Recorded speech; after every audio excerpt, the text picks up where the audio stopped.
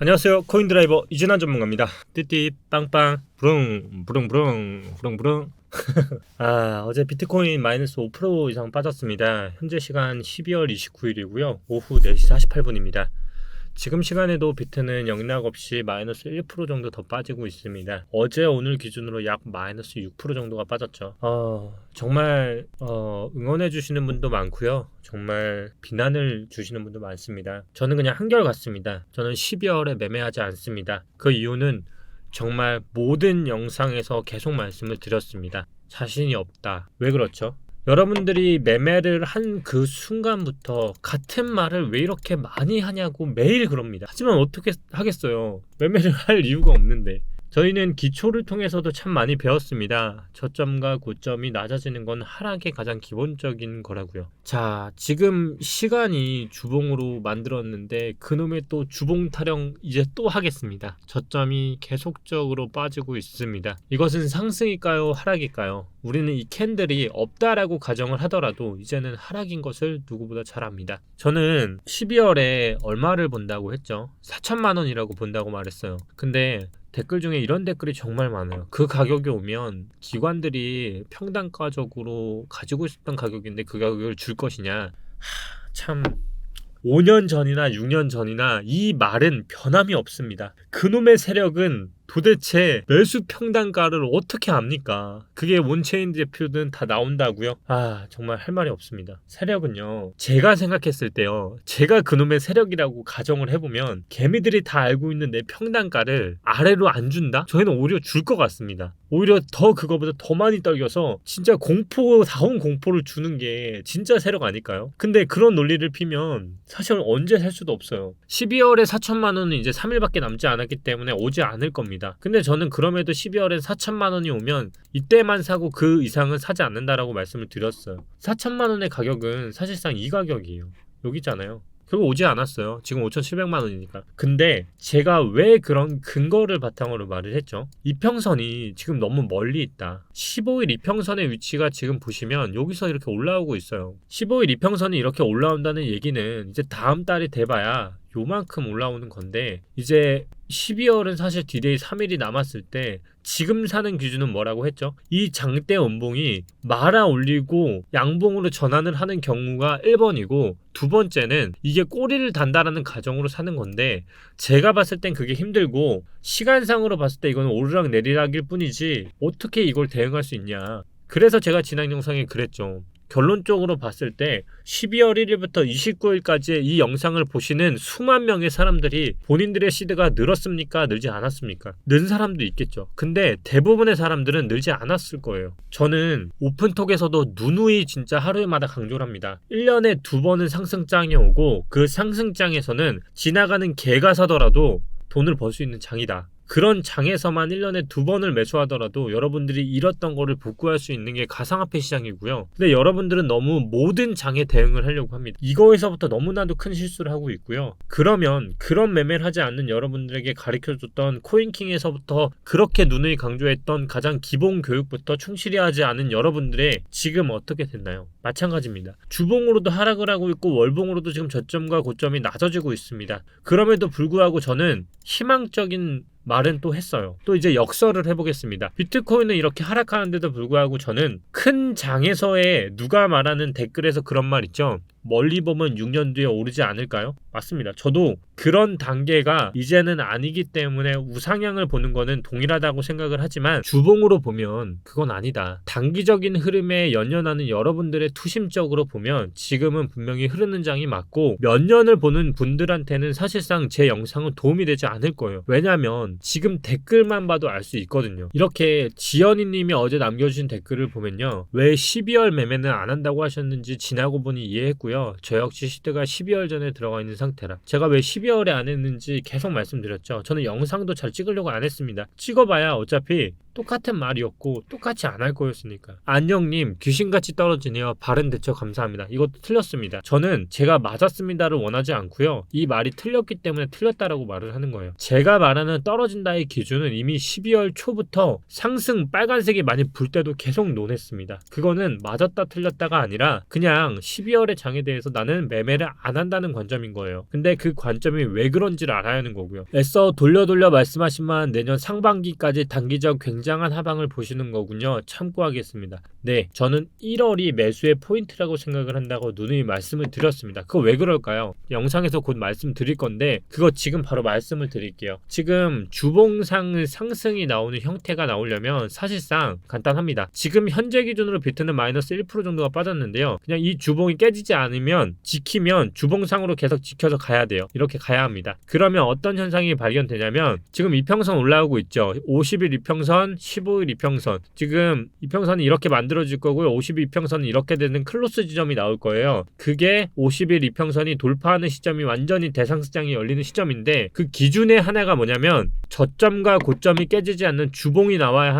합니다. 근데 그 형태는 과거에도 나왔어요. 어떻게? 이렇게요. 지금 이 차트 보이시죠? 이렇게 나와야 합니다. 보이시죠? 저점 깨지지 않고 상승 쳤죠. 지금 똑같습니다. 이 구간에서 저점이 깨지지 않는 봉이 주봉상으로 이렇게 계속 나와야 합니다. 그래야만 이게 진짜 상승장으로 가는 이평선상으로 위치가 나오고요. 그게 아니면 저점이 깨지는 순간 제가 드릴 수 있는 말은 도망가셔야 합니다. 왜냐하면 상승을 하기 위한 조건을 이렇게 열린다고 했죠. 이평선이 맞물리는 51선까지 시간을 끌어야 하는데 그 시간이 굉장히 길어요. 그러면 주봉상으로 계속 와리가리를 하기 때문에 약 3월까지 버틸 수 있는데요. 지금 솔직히 제가 하방을 본다고 말씀드린 이유는 저점이 깰 가능성이 높기 때문인데 그 이유는 지금은 빨리 떨어져야 빨리 반등이 오는 시점이에요. 지금 3월까지 흐르는 이 주봉상의 흐름이 만약 나온다면 정말 개미들이 힘들 거예요. 그러니까 저점 깨지는지 보시고요. 만약 저점이 깨시면 흐르는 가능성이 워낙 높아지는데 그게 어디까지 흐르냐면 잘 보세요. 차트 잘 보시면요. 이 차트인데요. 우리가 마의 6000이라고 했던 구간들 있죠. 이때가 뭐가 터졌던 구간이냐면 다들 아시죠? 박상기난, 알트난, 아인슈타인 생일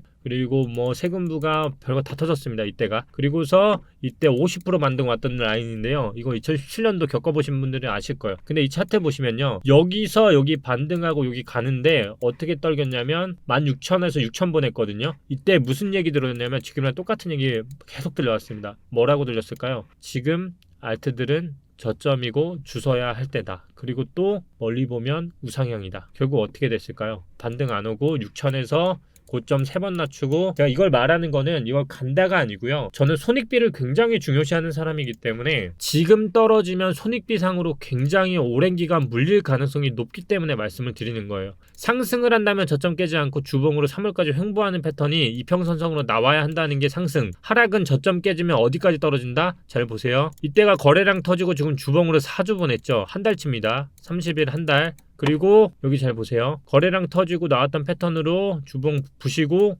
다시 끓이고 다시 떨겼죠. 이때 어떻게 되겠죠? 이 떨긴 패턴 있죠. 보시면 거래량 터지고 반등 오고 다시 벗다가 반등 치고 다시 떨어진 거. 거래량 터지고요. 빠지고 다시 여기서 빠지면 이 매물대에서 지지 받거든요. 그러면 그게 제가 1월에 말했던 4,500만원 라인 있죠. 4,800만원 라인 꼬리까지 가만히 있을 때 4,500에 4,800인데 여기 봤죠. 그럼 여기서 주봉상으로 지지받고 여기서 저항대 받고 다시 이렇게 빠지면 애초에 제가 봤던 4,000만원 라인까지 이렇게 빠진다는 얘기예요. 그러면 차트가 어떻게 만들어지냐면 자 오늘 영상에서 사실 연말이라서 말 안 하려고 했는데요. 자 이 차트 보이시죠? 지금 제가 말했던 대로 이렇게 빠지고 다시 빠지고 이렇게 차트가 만들어지면 6,000 마일 구간에서 나왔던 패턴이 그대로 나오게 돼요. 지금 보시면 여기서 여기 왔다가 반등 오면 여기 있죠. 여기서 이 이상을 가지를 못했어요. 지금 물리게 되면 여기서 반등을 하더라도 이 이상을 가기가 힘들다는 얘기예요. 그러면 차트가 이렇게 만들어지겠죠. 그리고 다시 6,000대를 정말 간다고 하면 이체 추세선에서 만나게 되거든요. 그리고 다시 횡보를 하더라도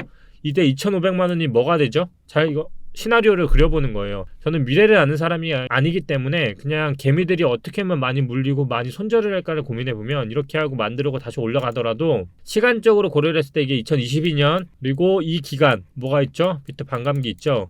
반감기 맞춰서 하더라도 결국 이 고점 대비 2,500만원 라인은 우리가 2017년도 나왔던 이 라인 있죠? 이 구간과 파동상으로 보면 아무 문제 없다는 거예요. 이해됐어요?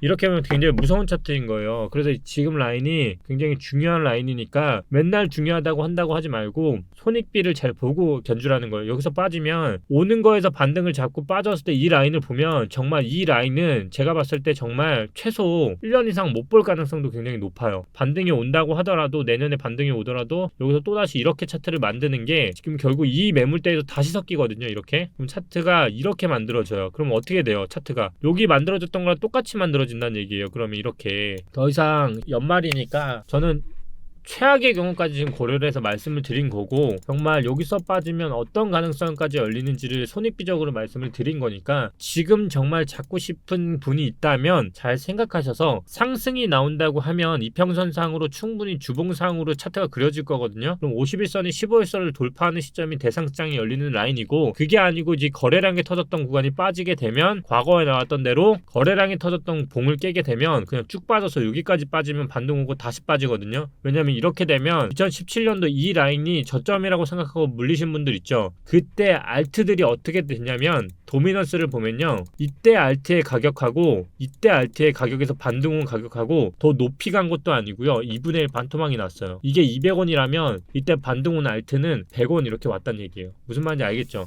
제가 지금 이거 스튜디오에서 촬영하다 보니까 이게 유료 결제가 안 돼 있는데 이해하시면 굉장히 손익비적으로 내가 들어갈 수 있는 차트니까 무조건적으로 이진아는 하락한다라고 생각하지 마시고요. 왜 하락을 하려는지 의견을 잘 해보시면 좋을 것 같고요. 오늘 마지막으로 정말 오랜만에 댓글 좀 읽어드리면서 마무리하겠습니다. 댓글 정말 어제도 122개 정도 많은 분들이 영상 남겨주셨고요. 선물 많이 지루하시죠? 항상 감사하다는 댓글 많이 보고 있습니다. 저도 너무 감사드리고요. 퀀텀 완전히 끝났나요? 퀀텀하고 리플 굉장히 많은 댓글 달아주셨는데 제가 정말 마지막 영상에서 마지막으로 영상 다뤄드린다고 했음에도 불구하고 제가 손절하고 나왔다고 했는데도 불구하고 계속 말씀을 하세요. 12월에 코인인 게 중요한 게 아니고 손절을 왜 했는지 중요하고 그걸 버리는 게 좋은 것 같아요. 당연히 제가 어떻게 보면 12월에 코인이라 해서 퀀텀과 리플을 말했듯이 제 책임이 아예 없다라고 생각하진 않습니다.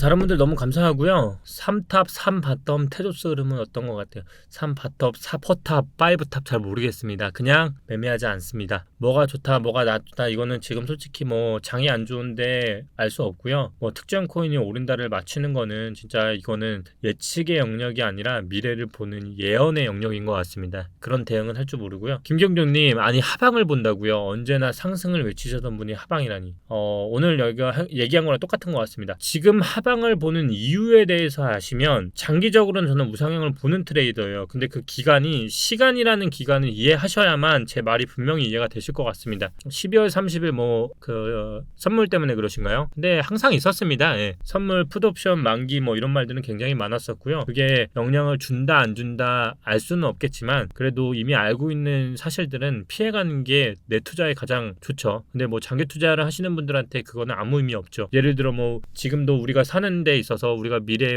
경제가 더 안 좋아질 거니까 그렇게 따지면 사실 살 수 있는 건 없어요. 진학님, 2010년, 2013년, 2017년도, 2017년 말 비트코인, 이더리움 포함한 총 상위 코인들의 가격이 1년 후 아니면 5년 후에도 과연 지금의 가격이 올 수 있을까요? 앞에 열거한 연도의 가격으로는 절대 살 수 없을 거라 생각하는데 자칭 전문가라고 하시는 분은 그때 그 가격으로 살 수 있나요? 없겠죠. 진학님도 똑같은 것 같습니다. 본인이 정말 지금 유튜브를 보고 몇 년 단위의 투자를 하는 거를 의견을 참고 하시는 것부터가 이런 분들은 사실 2017년도부터 너무나도 많았어요. 이더리움을 같이 투자하겠다, 비트코인을 같이 투자하겠다, 리플을 같이 투자하겠다, 이오스를 같이 투자하겠다. 너무나도 많았는데요. 그분들 지금 가지고 있을까요? 10중에 8은 가지고 있지 않고 손절했을 겁니다. 지금은 갖다 붙이면 진짜 다 말이에요. 제가 어제 댓글에도 이렇게 말씀을 드렸어요. 듣기 싫은 얘기를 하는 사람은 늘 시장에서는 싫어했어. 지금 제 상황이 그렇고요. 저는 솔직히 지금 단기적으로도 그렇고 하락을 본다고 하는 건 몇 개월 동안 하락을 본다는 건데 내 코인이 물려 있는데 나 지금 현금 없는데 당연히 제 말이 싫은 소리죠. 어떻게 그 말이 좋겠어요. 근데요, 저는